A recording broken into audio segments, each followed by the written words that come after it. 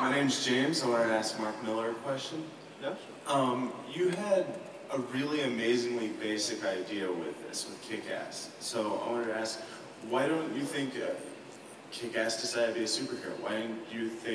Why has this taken off so well? Why do you think this succeeded on such a basic idea? Just a normal guy, no background or anything. Well, the weird thing is there's about 6,800 people in this room, and I bet you everyone at one point has entertained the idea of being a superhero. Yeah. Especially that guy.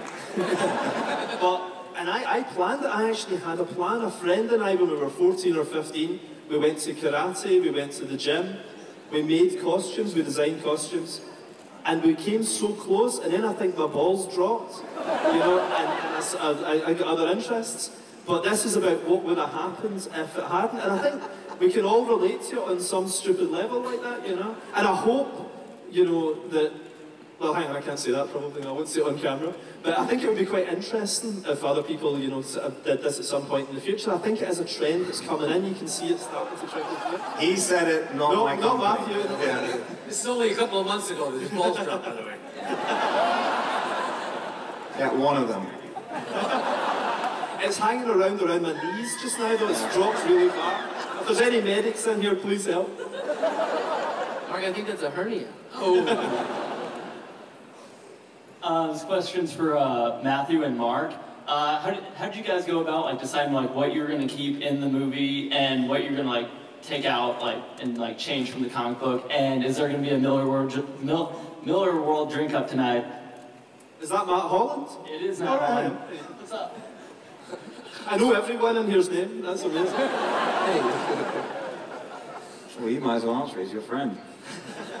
But yeah, we'll probably have a piss up at some point tonight. Anyone, you have to be over 55. We're giving you an ID, everyone. You've got to be over 55 to join us for a drink tonight. Probably the Hyatt. This is like a private conversation. What are we doing? It's just you and me, that's you and me. Yeah. Well, the answer to the question, basically, we just, it's been very collaborative, and, you know, the script was finished before the comic, and which is strange. And, but we just worked together and tried to do what we thought was right.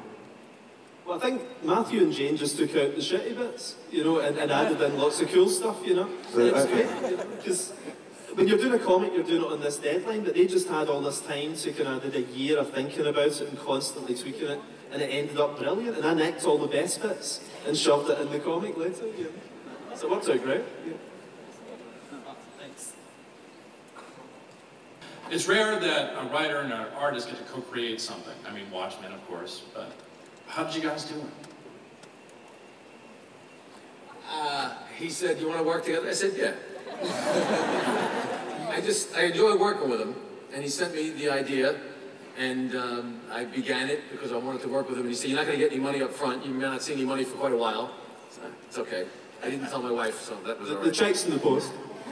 And then, as I was working on it, he said, "There's something rumbling," and he kept on. He held it back for me for a while, but as I got into the first issue and finished the first issue, I was just going on the comic book instinct that we had together. That was it, and didn't have any idea it would turn into this.